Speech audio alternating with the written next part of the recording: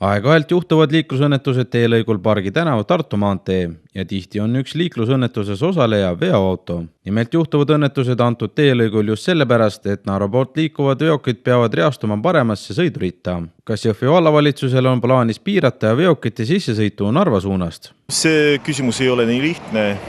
Lihtsalt panna piirangu Pargi tänava sissesõidul Jõhvi vallavalitsus ei saa suunata rekkatransport läbi Kukruse ja Tammiku. Seda nii lihtne teha ei ole võimalik tänaseks. Kõigepealt sellepärast, et mitu aastat tagasi oli tehtud remont Tartu maanteel ja Tartu Põik Jõhvi linnas ja põhimõtteliselt meil on tänaseks kohustus on olemas selle transiitteede läbisõidu tagamine suurde transpordile.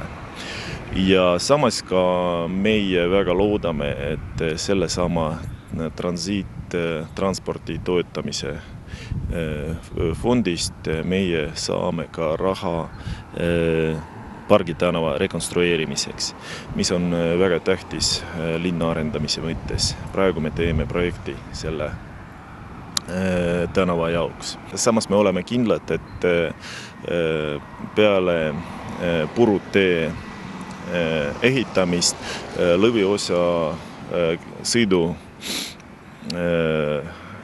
sõiduautodest läheb otse viaduktist alla Ahtme linnaosa poole ja see olukord ka läheb paremaks.